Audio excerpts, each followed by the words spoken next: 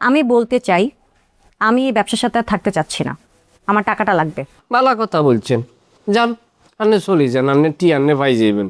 পিনা সবসময় বলেন যে মুবিন স্যারের পরই আপনি এই অফিসে সব কিছু, তো এটা সমাধান করতে পারতেছেন না? আই কি বলছি যে আই হারমো না? আই তো বলছি আই হারমো।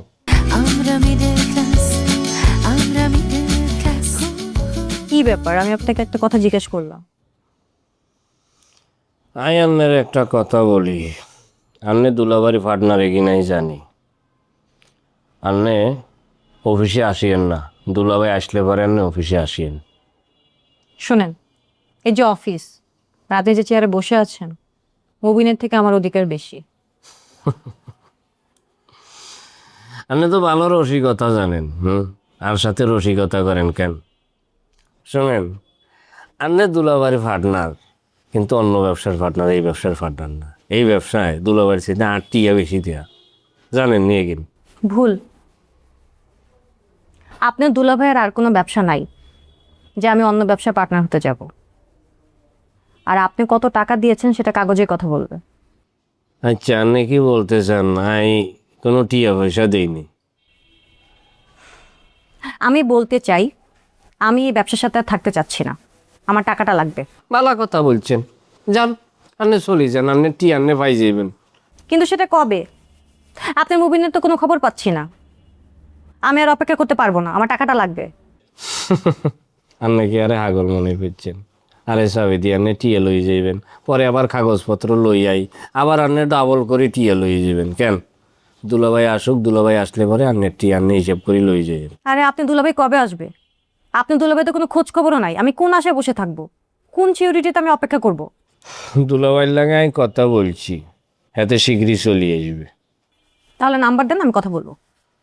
হাতে নাম্বার দিতে নিষেধ করছে, আরে আমি নাম্বার দিতে পারতাম না।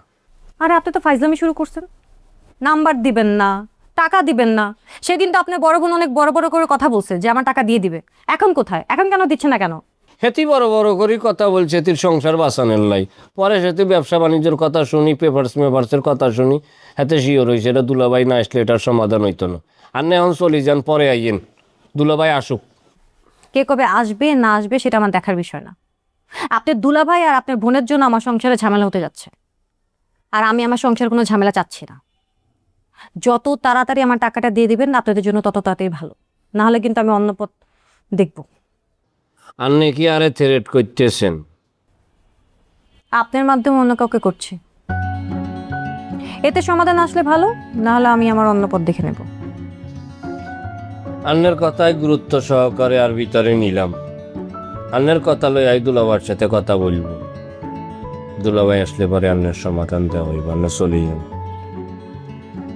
মনে রাখবেন, এরপরে আসলে আমি সমাধানের উদ্দেশ্যে আসবো। যেটা আপনি করেন বা আমি।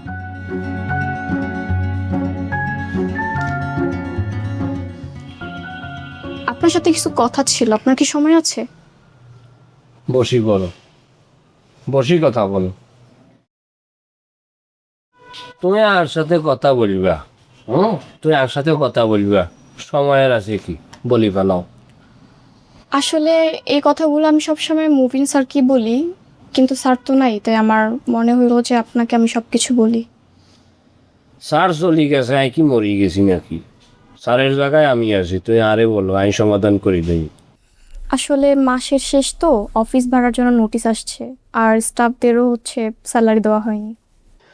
আর টিয়া পয়সার কথা বলছো, ভালো বলছো, কিন্তু টিয়া পয়সা তো দুলাভাইয়ের আন্ডারে, এগুলো তাই হারমো না। দুলাভাই আসুক, দুলাভাই আসলে পরে হাতে সমাধান করিব।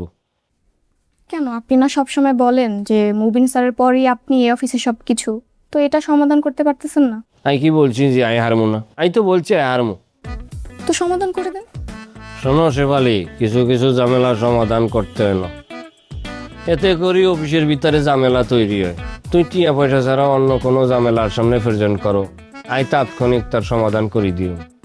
থাক, আপনাকে আর অন্য কোনো কিছু সমাধান করতে হবে না। মুবিন স্যারের জন্য ওয়েট করি, উনি আসলে সব কিছু সমাধান উনি নিজেই করে দিব। বালা, মুবিন স্যার যেহেতু সব কিছু সমাধান করতে হারে, এতে তো বেগিন হ্যাতেই করো, আই কিল্লাই বসিয়েছি।